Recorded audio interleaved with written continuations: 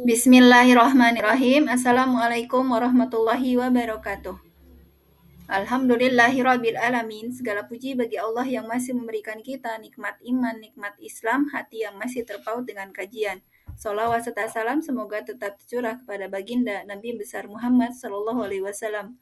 Allahumma sholli ala sayyidina Muhammad. Selamat datang di channel Herini. Pada kesempatan kali ini saya akan sharing terkait dengan materi yang berjudul Syawal dan Kemenangan Hakiki. Materi ini sudah disampaikan di hari Ahad kemarin tanggal 13 April 2025 di Masjid Besar Baitul Muttaqin di acara KMPI, Kajian Muslimah Pecinta Ilmu. Selamat menyimak. Dalam momen suasana Idul Fitri, lazim kita semua mengucapkan Taqabbalallahu minna wa minkum wa taqabbala ya karim kullu amin wa antum bi khair. Ja'alallahu lana wa iyyakum minal aidin wal faizin al-maqbulin al-maghfurin. Semoga Allah menerima ibadah kita dan kalian semua. Terimalah ya Allah yang maha mulia. Selamat Hari Raya, semoga Allah menjadikan kita semua tergolong orang-orang yang kembali fitrah dan berhasil mendapat pahala kemenangan yang diterima dan diampuni dosa-dosa.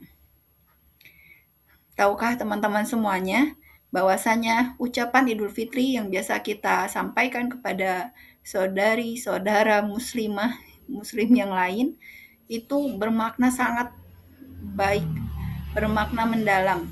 Jadi nggak bisa dibilang biasa aja. Dilihat dari lantunan doa, artinya itu mendoakan kebaikan agar selama bulan Ramadan kemarin amal ibadah kita, puasa kita diterima oleh Allah sehingga mendapat keutamaan kembali fitrah, kembali suci, menjadi tanda diampuni dosa-dosanya dan berhasil mendapat pahala kemenangan dari Allah. Jadi puasanya tidak sia-sia. Ini adalah doa yang sangat-sangat baik, Masya Allah. Jadi Ramadan kemarin itu, kalau bisa dikatakan, itu adalah bulannya detox berjamaah. Apa? Detox itu artinya membersihkan. Selama 1 bulan Allah sudah siapkan mekanisme bagaimana mendetoks badan kita, hati kita, lahir batin kita, agar kembali bersih, kembali suci, kembali fitrah. Dari apa? Detoks dari racun hati, racun tubuh. Apa itu racun hati? Segala sesuatu yang bisa mengotori hati kita, yaitu penyakit.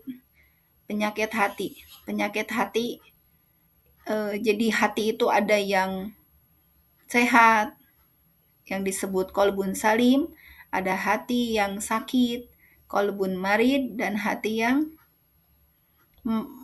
mati, kolbun mayit. Nah, apa yang menyebabkan kondisi hati kita itu beracun? Tentu saja itu adalah banyaknya penyakit hati yang tiap orang itu punya dosisnya masing-masing, punya kadar teracuninya berapa gitu. Tapi lewat mekanisme Ramadan itu Allah sediakan bareng-bareng mekanisme detox berjamaah untuk membersihkan racun hati, racun tubuh sehingga jadi sehat kembali. Caranya bagaimana? Dengan menundukkan hawa nafsu. Contohnya kalau nggak ingat badan kita harus sehat, mungkin mau makan apa aja itu ditabrak aja gitu, segala masuk gitu.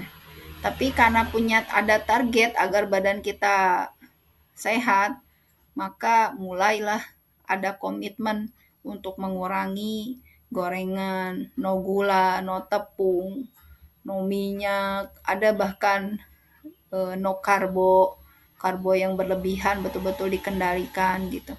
Itu artinya menundukkan hawa nafsu, bukan karena tidak ingin, tapi memang karena bukan karena tidak ingin makanan-makanan tadi, tapi ingat akan tujuan untuk sehatnya tubuh.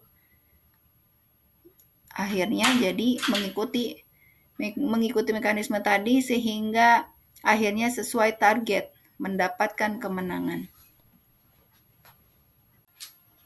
Ada kata aidin yang artinya semoga kita setelah lepas Ramadan menjadi golongan orang-orang yang kembali fitrah atau suci. Berarti kebalikannya itu ada orang-orang yang masih setelah Ramadan itu masih tetap berlumur dosa. Jadi kalau lihat di emoticon ya, betapa bersedihnya, betapa meruginya orang-orang yang selepas Ramadan masih berlumur dosa dan termasuk orang yang gagal atau yang kalah. Kebalikan dari wal faizin. Wal faizin itu adalah orang-orang yang berhasil mendapat kemenangan. Berarti lawan katanya itu adalah orang-orang yang gagal atau kalah.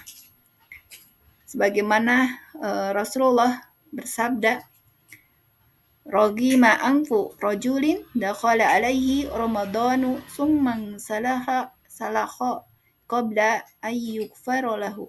Sungguh celaka seorang yang berjumpa dengan bulan Ramadan, kemudian orang tersebut berakhir dalam keadaan Allah Subhanahu wa taala tidak mengampuni dosa-dosanya, belum mengampuni dosa-dosanya. Hadis riwayat Tirmizi. Jadi ternyata meskipun sama-sama melaksanakan ibadah puasa, namun ada orang yang Allah terima amalan puasanya dan diampuni dosa-dosanya dan dialah termasuk orang yang menang. Ada juga orang yang berpuasa namun pahala puasanya itu tidak ada, artinya sia-sia. Bisa jadi karena tidak mengikuti mekanisme pendetoksan.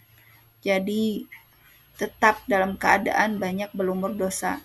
Puasa sekedar menahan lapar saja, tapi tidak menahan nafsu-nafsu yang lainnya.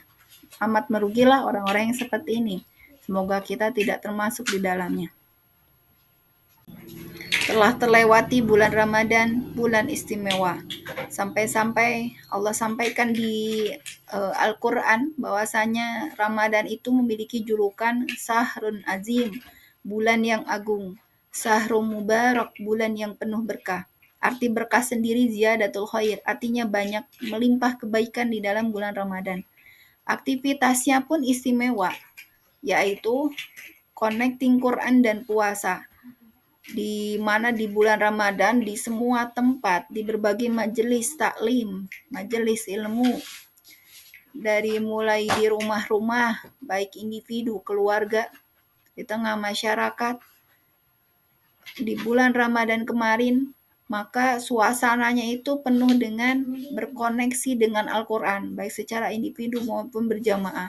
Yang asalnya tidak tamat membaca Al-Quran itu sulit untuk menamatkan 1 bulan 1 juz, minimal pada saat Ramadan kemarin 1 bulan 30 juz ya maksudnya. Jadi Masya Allah. Jadi merasakan bagaimana hatam Quran. Saat-saatnya kalau lagi seperti HP itu koneksinya lagi kencang-kencangnya, connecting Qurannya. Ada yang nambah dengan kajian tadabbur Al-Quran, kajian ilmu, memperdalam makna dari Al-Quran dan sebagainya itu Masya Allah. Suasana Ramadan penuh dengan amal kebaikan dan juga puasa berjamaah. Jadi aktivitasnya itu sangat istimewa. Maka wajar hasilnya juga istimewa, yaitu takwa. Sebagaimana disampaikan dalam Quran surat Al-Baqarah ayat 183. A'udzu billahi minasyaitonir rajim. Bismillahirrahmanirrahim.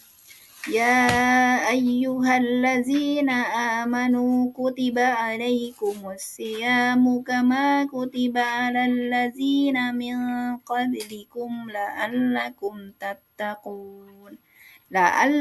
tattaqun agar kamu menjadi orang-orang yang bertakwa. Takwa. Jadi takwa ini adalah hasil dari Ramadan. Hasilnya itu istimewa sebagaimana bulannya pun bulan istimewa. Dan orang bertakwa itu adalah orang yang the winner, para pemenang. Siapakah para pemenang? Yaitu orang yang mampu menundukkan hawa nafsu di bawah hukum syara, aturan Allah. Ada kata faizin, faizun, itu sama. jamak dari kata fauzun, jamak dari kata menang, kemenangan. Allah berfirman dalam Quran surat An-Nur ayat 52. A'udzu billahi minasyaitonir rajim. Bismillahirrahmanirrahim. Wa may yuti'illaha wa rasulahu wa yakhshallahu wa yattaqhi faulaika humul faizun. Orang yang taat barang siapa yang taat kepada Allah dan Rasul-Nya, serta takut kepada Allah dan bertakwa kepadanya, mereka itulah orang-orang yang mendapat kemenangan. Maka yang ditebalkan itu tulisannya faizun, kemenangan. Di ayat ini disampaikan orang yang menang itu yang seperti apa? Adalah orang yang bertakwa. Sebaliknya, orang yang maksiat berarti dia sejatinya menjadi orang yang kalah terhadap hawa nafsunya. Maka semoga kita menjadi bagian dari para pemenang, orang-orang yang the winner, pandai mengalahkan hawa nafsu dan bukan the loser, orang yang kalah dengan hawa nafsu. Perjalanan kita masih panjang, yaitu pulang ke kampung akhirat. Jika setiap setahun sekali minimal pada saat suasana Ramadan menjelang Idul Fitri, banyak orang-orang yang mudik pulang ke kampung halaman, maka itu adalah hanya gambaran kecil betapa ketika pas kita pulang ke kampung halaman, tentu saja kita harus banyak menyiapkan bekal agar tenang di perjalanan, juga tenang di tempat mudik nanti gitu. Maka sejatinya kita pun akan mengalami yang namanya pulang yang hakiki, yaitu pulang ke kampung akhirat. Dan perjalanan kita ternyata masih panjang. Fase-fase kehidupan yang sudah kita lalui, mulai dari bayi, anak-anak, remaja, dewasa, ibu rumah tangga, oma, lansia, ya Allah. Itu ternyata hanyalah bagian kecil dari perjalanan perpindahan alam ya.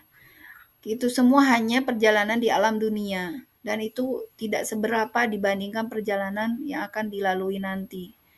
Itu hanya ada di tahap ketiga. Alam dunia itu ada di tahap ketiga. Dan kita akan melewati perjalanan hingga tahap ke-12 di endingnya.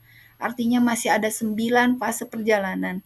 Yaitu di alam barzah, di alam kubur, saat di hari kiamat, pada saat hari kebangkitan, di padang mahsyar, syafaat, di yaumul hisab, hari perhitungan, syirat, dan surga atau neraka. Ya Allah, masih panjang. Dan kata Allah, kita semua harus berbekal. Allah sampaikan dalam Quran surat Al-Baqarah ayat 197. A'udzu billahi minasyaitonir rajim. Bismillahirrahmanirrahim. Wa ma taf'alu min khairin ya'lamhu Allahu wa tazawwadu fa inna khairaz zadit taqwa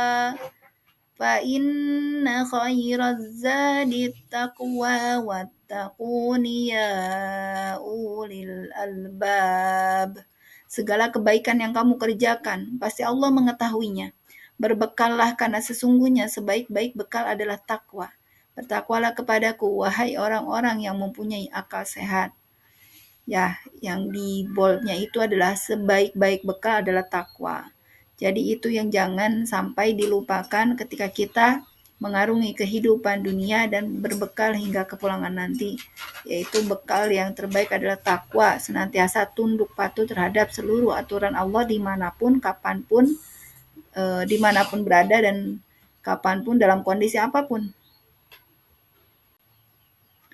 Akan tiba masanya. Bagaimana kau merasa bangga akan dunia yang sementara? Akan datang masanya di saat kemarin kita takziah, kita melayat ziarah kubur, mengantar kepergian orang yang kita cintai ke alam barzah.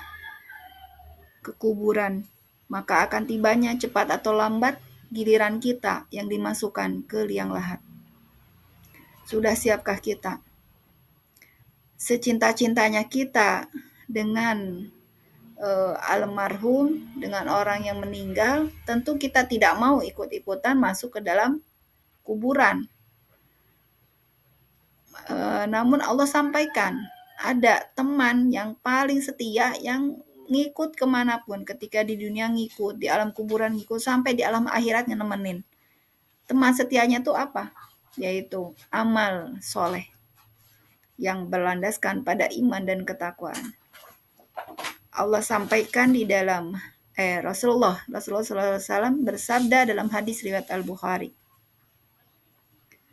Dari Anas bin Malik menuturkan, Nabi SAW bersabda, mayit diiringi 3 hal, yang 2 akan kembali, sedang yang 1 terus menyertainya.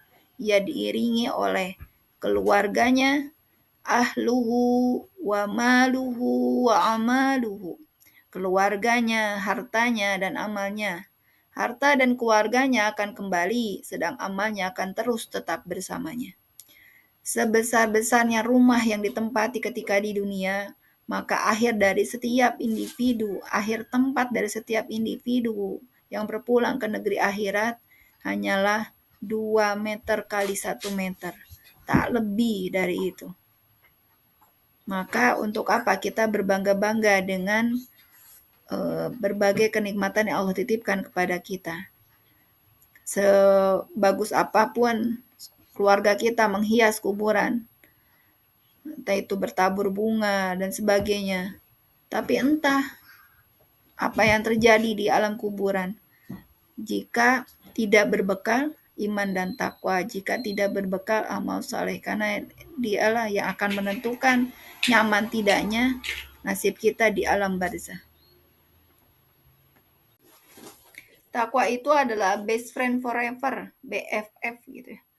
Takwa adalah teman yang paling setia yang bisa menemani kita di kehidupan dunia hingga ke akhirat nanti. Maka betul-betul harus diperjuangkan. Kemudian takwa pula yang menjadi standar penentu tinggi rendahnya posisi kita di hadapan Allah. A'udzu billahi minasyaitonir rajim.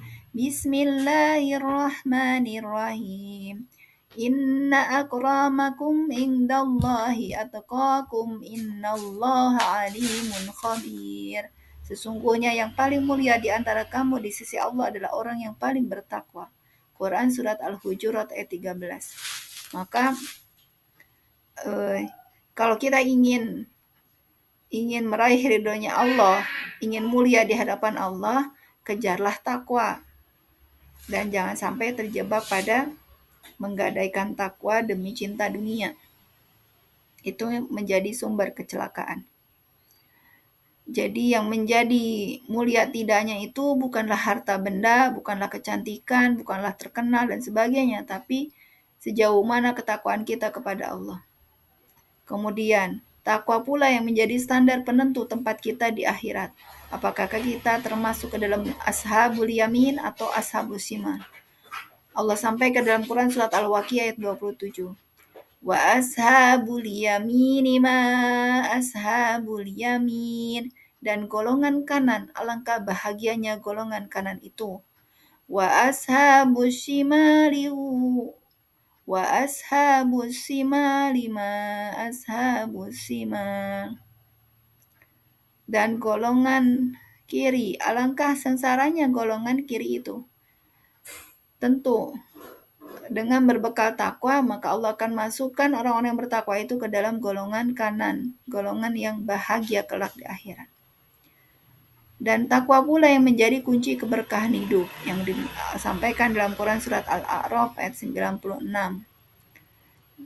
Walau anna ahlal qura, dan sekiranya penduduk bumi itu, walau anna ahlal qura wattaqau, bertakwa kepada Allah, maka niscaya akan Allah berikan keberkahan dari langit dan bumi. Namun kebanyakan dari mereka mendustakan ayat-ayat Allah. Jadi takwa itu adalah kunci keberkahan hidup, sumber banyaknya kebaikan, ziyadatul khair, bertambahnya kebaikan. Maka sekali lagi, takwa itu adalah hal paling istimewa dalam hidup. Maka hendaknya seluruh potensi hidup kita itu dikerahkan untuk meraih derajat takwa. Potensi umur kita, ilmu, harta, tahta, jabatan, waktu, tenaga, pikiran, hendaknya ditujukan karena Allah semata, karena ketundukan kita kepada Allah, digunakan untuk ketaatan kepada Allah. Sebagaimana yang kita sampaikan selalu di dalam yang kita azamkan selalu ketika sholat. Inna sholati wa nusuki wa mahyaya wa mamati lillahi rabbil alamin. Sesungguhnya sholatku, ibadahku, hidup dan matiku hanya karena Allah Ta'ala. Jangan sampai kita menggadaikan takwa demi dunia, di mana hari ini fakta arus sekulerisme, arus yang memisahkan agama dari kehidupan, menjadikan kebanyakan orang berkepala uang. Diilustrasikan ya, kalau dibuka isi kepalanya itu cuan number one gitu. Uang nomor satu paling istimewa dalam hidup. Sepanjang ada uangnya enggak, tabrak gitu. Kalau ada uangnya, gaskeun gitu. Nah itu ada VOP-nya ya, obat sakit kepala paling mujarab adalah duit gitu. Sampai-sampai mafhum umumnya tuh, opini umumnya tuh seperti itu. Katanya kalau ada duit badan terasa enteng, pusing langsung hilang, stres langsung hilang, jadi gampang senyum. Benarkah? Tidak. Betapa banyak orang-orang yang berduit tetap stres juga gitu, karena ternyata ada akhlak-akhlak yang tidak baik. Bisa jadi ada masalah-masalah yang lain yang memang tidak bisa diselesaikan dengan uang. Hanya ketakwaan, sifat qanaah yang bisa menyelamatkan kehidupan kita. Hendaknya takwa itu adalah takwa seutuhnya, yaitu ketaatan total. Allah menyampaikan dalam Quran surat Al-Imran ayat 112. A'udzu billahi minasyaitonir rajim. Bismillahirrahmanirrahim. Duribat alaihimud dhillatu aynama sukifu illa bihablim minallah wa hablim minan nas. Kehinaan ditimpakan kepada mereka di mana saja mereka berada, kecuali jika mereka berpegang pada tali agama Allah dan tali perjanjian dengan manusia. Artinya, menjaga hubungan baik, hablum minallah, hablum minan nas, itu harus dilakukan. Tidak bisa seseorang hanya rajin sholat saja, hanya rajin ibadah saja, puasanya, amalan sunnah lainnya terjaga. Namun, dia tidak berbuat baik dengan manusia yang lainnya. Hablum minanasnya minus gitu. Maka itu bukan takwa, belum takwa yang hakiki. Hendaknya dua-duanya dikerjakan. Karena kalau salah satu ditinggalkan, maka kehinaanlah yang akan terjadi, kehinaan yang akan ditimpakan kepada orang yang tidak menjaga hubungan baik kepada Allah pun hubungan baik kepada sesama manusia. Maka kalau orang-orang yang kemenangan hakiki secara individu adalah menjadi orang yang bertakwa, yang menjaga hubungan baik dengan Allah, dengan sesama manusia, sehingga tercermin dari akhlakul karimah, tercermin dari saksiyah Islam yang terpancar dari akidah, kepribadian Islamnya, di mana ketika dia berbicara, maka bicaranya itu akan menambah iman dan ilmu. Dia memiliki circle pertemanan yang ketika bertemu satu sama lain itu bertambah pula iman dan ilmunya, jauh dari geng gibah misalnya ya, yang akan menambah maksiat. Ketika dia berpikir, maka mindset yang digunakan adalah akidah Islam, pemutus segala perkara. Kepemimpinan berpikirnya itu adalah akidah Islam. Ketika dia perasaan yang ada di hatinya itu cinta dan bencinya karena Allah semata, bukan karena manusia. Sehingga jika demikian maka sifat baiknya itu akan langgeng, tidak musiman. Baik kalau ada manfaatnya, tidak seperti itu. Tapi memang baik karena Allah tujuannya. tingkah lakunya pun tercermin dengan akhlak mulia. Itulah sebenar-benar takwa, itulah karakter para pemenang, karakter the winner, itu ketakwaan individu melahirkan karakter para pemenang. Maka semoga di bulan Syawal kali ini secara individu kita tergolong orang-orang yang menang, orang-orang yang senantiasa meningkatkan ketakwaan di sisi Allah dan tercermin dari tingkah laku kita, akhlakul karimah kepada sesama. Barakallahu fikum. Untuk lebih jelasnya, maka lanjut di part 2 di video berikutnya yang masih membahas tentang Syawal dan kemenangan hakiki. Jazakumullah khairan katsiran kepada semua yang sudah menyimak di bagian pertama tema Syawal dan kemenangan hakiki. Jangan lupa untuk lanjut menyimak di video part berikutnya. Jika postingan ini dirasa bermanfaat, maka jangan lupa like, komen, dan subscribe. Kita tutup dengan membaca hamdalah alhamdulillahirabbil alamin subhanaka allahumma wa bihamdika asyhadu an la ilaha illa anta astaghfiruka wa atubu ilaik. Wassalamualaikum warahmatullahi wabarakatuh.